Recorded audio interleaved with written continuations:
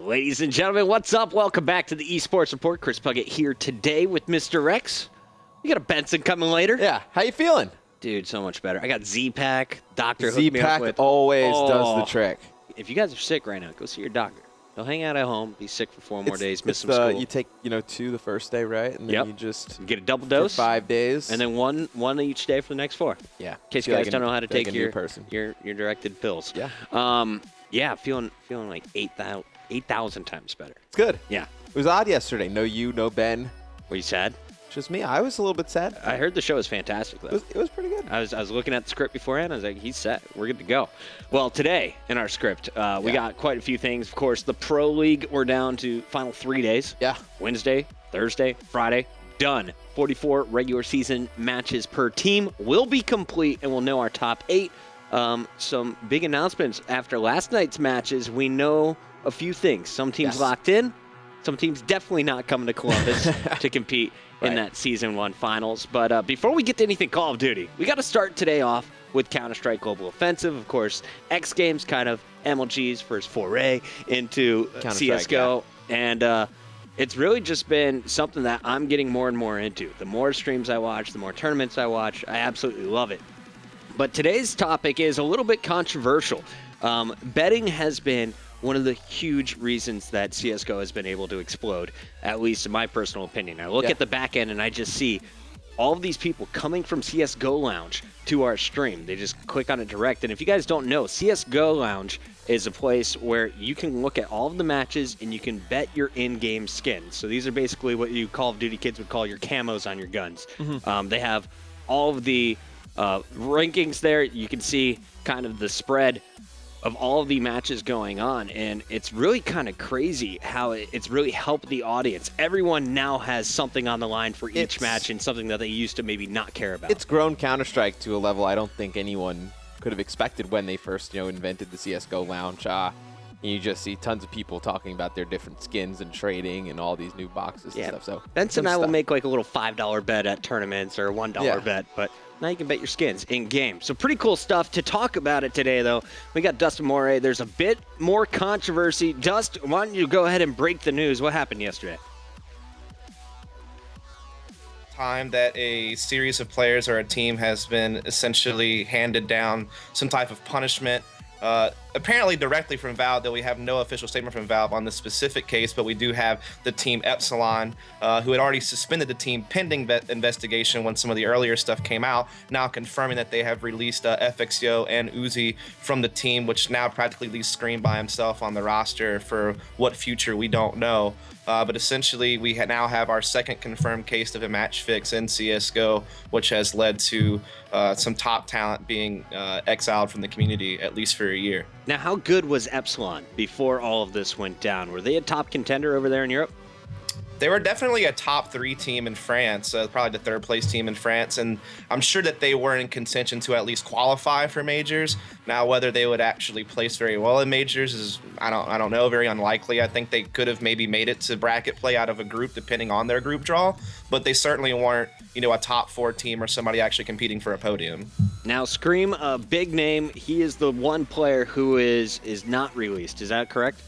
Supposedly, I have not seen any information stating that Scream is at all involved in this. In fact, we actually had one of the players come out and say when they admitted to all of this that Scream was not involved, kind of, getting him out of the situation. So I'm going to have to say that he was not involved at this time because there's been nothing to say that he has been. Now, how has all of this information come out? How is it being spread across the internet right now? Well, the way it first started was GMX, one of the starting 5 from Epsilon a few weeks ago, was cut from the team for something completely unrelated to this. I'm not really sure what it was, probably some type of, I think there was attitude issues between teammates, and so he got removed from the team. Shortly after being removed from the team, he came out and admitted that his team had threw a match last season of ESEA Season 17 against a Spanish organization over gaming. Basically, neither team had any chance of making ESEA land, so they were basically playing for nothing but pride, I guess you could say. Or in this case, apparently playing for a way to scam people and get skins. And so GMX basically came out and admitted that this had happened. Basically, at first, people thought this was very skeptical. The odds weren't very high, so it didn't seem like they would even be able to win much off of it. So there was a lot of skepticism up until FXEO came out just a few days later, the other teammate, and saying that, admitting to basically playing bad on purpose in this match and confirming GMX's story. Now, this led Epsilon to suspend the team temporarily, pending a Valve investigation. Now, like I said, we still have no word from Valve on this specific case, but we basically have Epsilon saying that they have enough to prove that this did in fact happen, which basically means that they have went ahead and cut Uzi and FXEO, which were the only other 2 players confirmed still on the team after GMX got cut. And so this, like I said, just leaves Screen by himself with the Epsilon organization. And we have Joey's Facebook message here. Hello, everyone. Today I received a mail from Valve in which is explained that we are banned 1 year from every Valve tournament. Of course, he's French, guys. Forgive him for the English. Hard punishment, of course, but I can understand I have acted like a kid, and now I have to pay.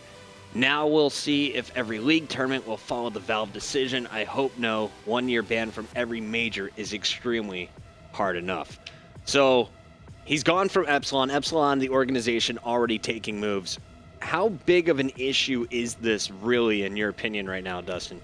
What, match fixing in general? Match fixing in general, because obviously it's something that's been seen throughout traditional sports. You know, Pete Rose never going to be in the Hall of Fame despite his incredible efforts on the baseball field. We're now seeing players getting handed down some pretty big punishments here from Valve, who's seeming to get more and more involved recently.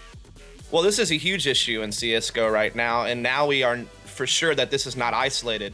You know, the first case of this happening was a few weeks actually before Aspen, which caused one of the teams that were going to be there to not be able to be there because the XI by Power players, Daze, AZK, and Swag were part of a match-fixing ring. Now, granted, each individual had a different level of participation in said match-fixing, but the bottom line is a lot of top players from NA have already been dealt a very ambiguous punishment from Valve, because essentially Valve came out with an official statement in the case of the North American team and players, in which case they were saying that they were directing all CSGO events to not allow the following individuals, which were the players I've named as well as a few other community members from NA, to not be able to participate in any capacity with Valve-sponsored events. However, they didn't really specify what that meant, how long it was going to last, so it's a very ambiguous type of punishment.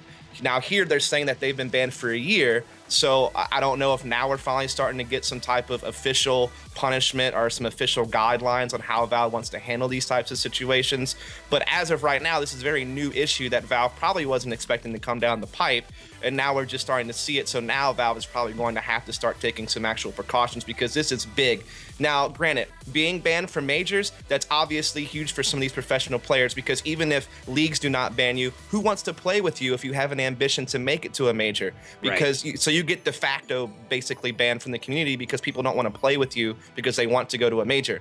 But this is big because even on Go Lounge, there's amateur teams that have bets on there that probably have no expectation of being able to go to a major. So if the only punishment being dealt is saying that you can't come to a Valve major, why do they care? What incentive do they have not to do this? A lot of money can be made through this type of scamming, and there's really no consequence for it outside of so far being banned from Valve-sponsored events, which doesn't mean anything to amateur teams or players. Well, I think we're definitely going to see that punishment spread. Like, if this kind of flourishes and we see even more match fixing, first of all, I don't know how much betting should happen on those low-level matches.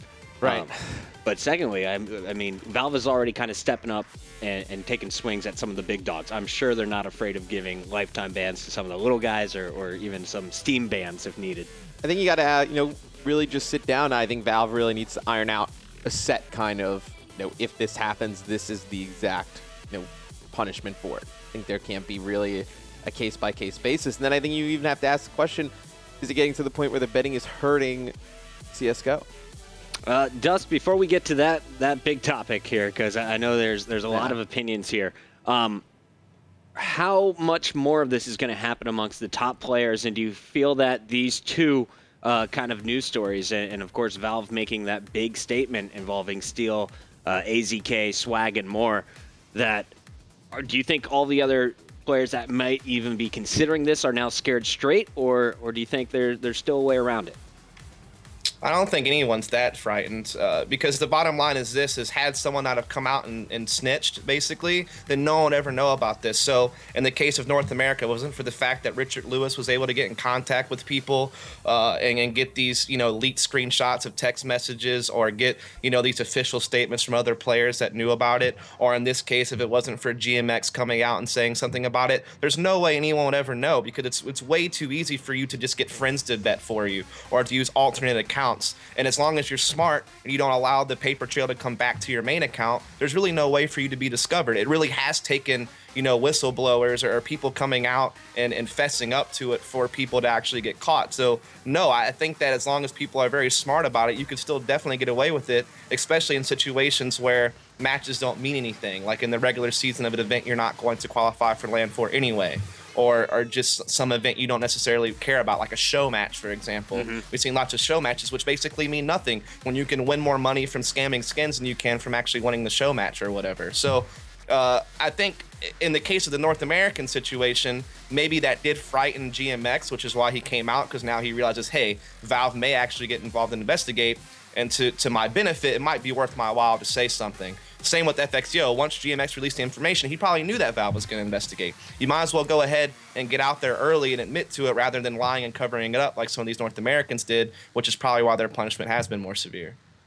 Interesting point there. Coming clean, being the whistleblower, will it have any benefits? I mean, that's still TBD. We'll have to see how that's going to happen. But let's take it to the bigger question, Matt. You asked, is CSGO, is the betting on the competitions, is it now at a point where it could potentially hurt, or overall, is it still a beneficial thing for the scene? I'm kind of torn on my opinion on it. I think it's huge for the scene. I mean, the skins and, betting on it, it's great, helps viewership. People get more into watching the games. Even when you're in football pools, fantasy football, you get a lot more into watching the games. But it's so seems like from what Dust is saying that the players aren't really too frightened by it right now. That they aren't too frightened getting caught, and that's kind of a scary side for me. Dustin, what's been kind of the thoughts from some of the pros? Because I saw Get Right immediately tweet yesterday, I can't believe I have no words for this.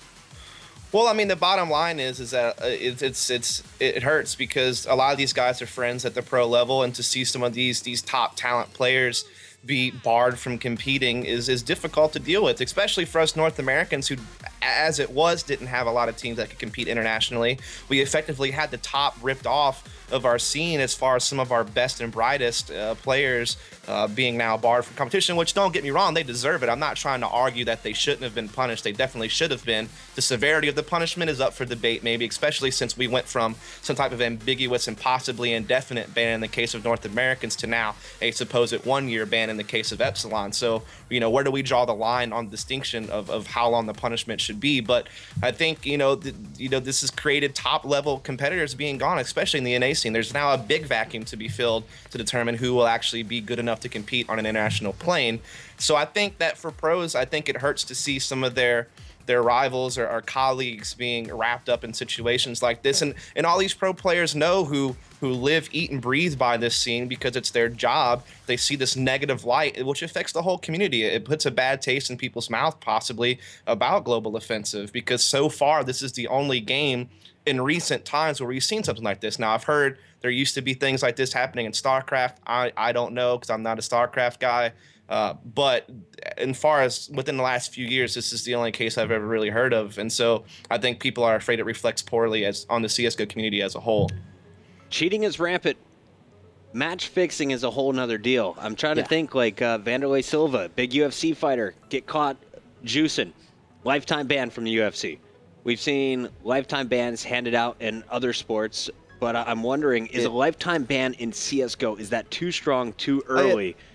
You need somebody needs to be the example, right?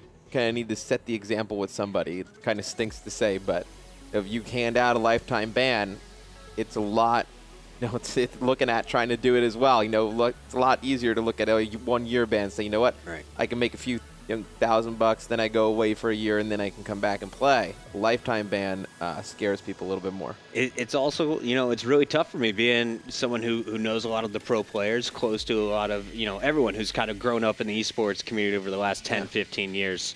If you're pouring your whole heart and soul into a video game. You're spending 8+ hours a day doing this. Throw it away. To even have 1 year pulled away from you, though, I feel like that is going to do enough damage to your stream, to all of your credibility. Like, why would anyone watch you? How are you even going to make money off of this thing you're trying to make your career? What kind of organization would take a risk on a player who's, coming off one of these bans?